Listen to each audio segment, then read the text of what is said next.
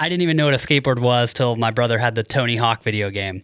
And so that's a great video game. That's how I got, it was the best. Yeah. I'm literally watching these guys, and when you're a kid, all you want to do is fly. So my brother, like, he wouldn't let me play the older brother thing. He's like, you can sit and watch me, but I'm not letting you play this game.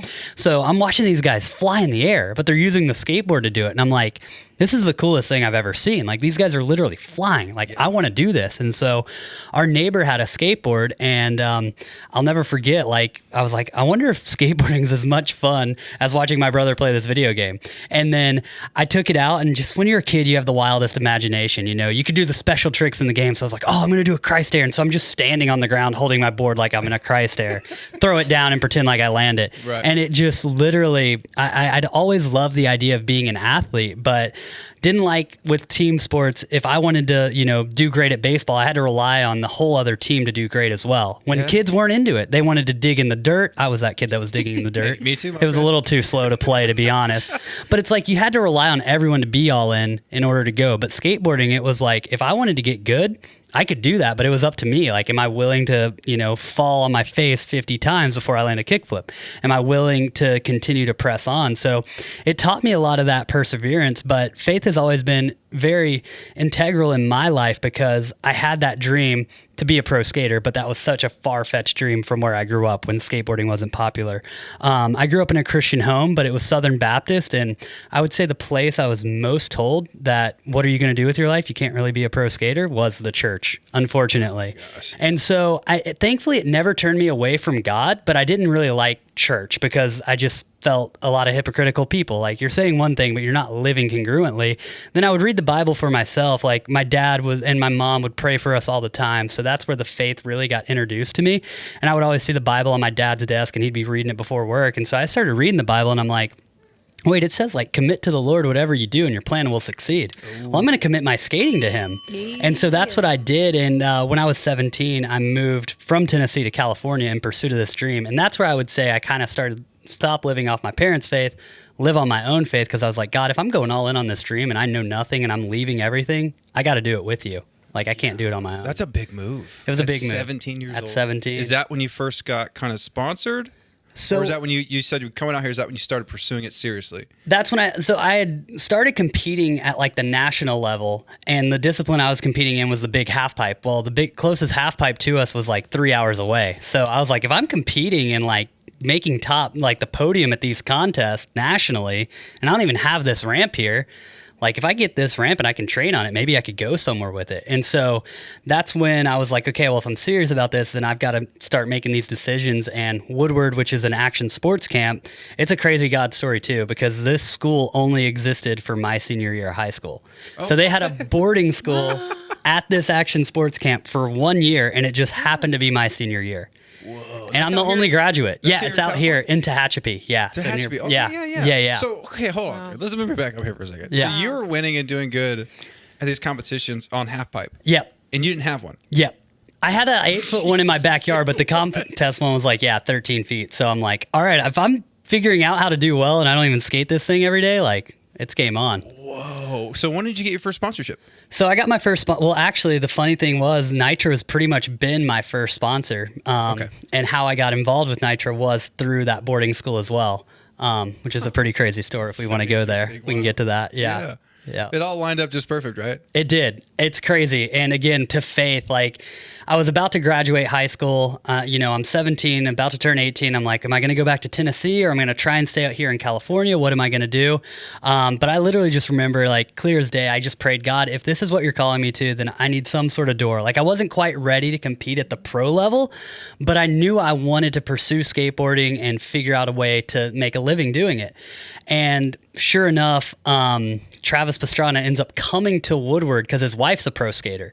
Oh, really? Yeah. His wife is a pro skater, Lindsay. And so they're coming up there because he's doing some race testing somewhere near there, and she wanted to go skate. So I heard he might be coming, so I ended up going to the hangar, and sure enough, he's in there. And he started filming me before I even met him, which was crazy. So my buddy, that's a mountain bike guy, he's like, dude, Travis is filming you. You better throw down. And I'm like, all right, let's go do this. That's awesome. So crazy how it works. But then I'm like, hey, I've been working on these tricks into the foam pit. Let me know what you think. He starts filming them. He's like, dude, we've got to have you a part of Nitro Circus. Like, we're touring in Australia in 2 months. Can you be there? And I'm like freaking out. I've always wanted to meet this guy. Now he's inviting me to be a part of Nitro Circus, which is, the biggest group of action sports athletes in the world. And so literally my 18th birthday, I'm on my first flight to Australia to join the tour. Oh, dude, I would be pinching myself. Still. I'm like, wait, what? Yeah. This is happening? It's incredible. What year was that? That was in 2012. Whoa. So you've been involved for a long time. Yeah. Good for you. Now, the ramps. Yes. Okay, so you go from, what size are the ramps in competition? You said 13 feet? So, yeah, that's the standard half pipe, but then the mega ramp, that's like what we do at Nitro Circus. Yeah. How big is that? So it's about a 60-foot drop and a 50-foot gap. Yeah. Christina, there's no way. No way. I would not make it. I wouldn't survive. Yeah. Did you have to build up to that? I'm sure you had to at some point, right? For sure. Go down that 60-foot ramp and all that. Yeah, it was definitely terrifying. I had grown up and always, like I said, watching Tony Hawk. These guys are flying, so the bigger the ramp, the more you're flying, right? So, however, it's like I didn't know, and it's really funny because I remember going to Australia. I'd skated a few ramps, but nothing that size. Yeah. So I just had my standard skateboard, but I didn't know that you needed like specialized products for the higher speed. Okay, see, I didn't know that either. So I just go down. I'll never forget my first time going down the thing. I start getting the speed wobbles. Yeah.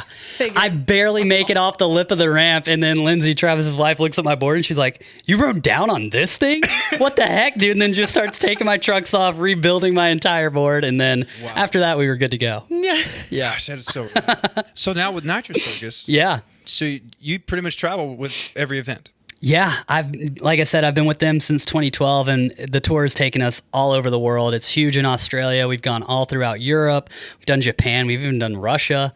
It's been amazing. I'd always dreamed of traveling the world, but never thought like this would be the way it would be done. But again, it's just God's faithfulness to His promise to do more than we could ever ask or imagine. And you gotta admit too. I mean, stepping out in faith. Yeah, knowing that exactly. I say this a lot now, and I always say I'm a prodigal son. Okay, if you listen to earlier episodes on here, you can hear a man struggling. Yeah, someone who knew about his faith, but was away from it. You know, then I had certain things happen in my life. It will bring you to your knees where you have nothing left but to rely on God.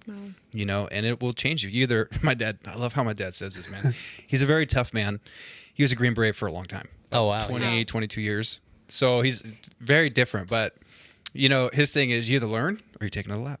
Wow. That's what he says every time. That's good. You learn your lesson or you just taking a lap. Wow. Yeah, and I was like, man, I keep taking these laps. I need to, time to learn. Yeah, like, Christina, these laps are getting a little tiring here. I got to change something. Yeah. And it's really cool when you finally surrender. And that was a big thing that I had to learn was surrender, right? And in the profession that I'm in, even with my co-host Jordan, who's not here tonight, that's one thing that was hard for us as firefighters because we have to be in so much control. We have to, right? When you call 911 and we're there to help your family, we got to have the answers. Yeah. We need to fix the problem. Right.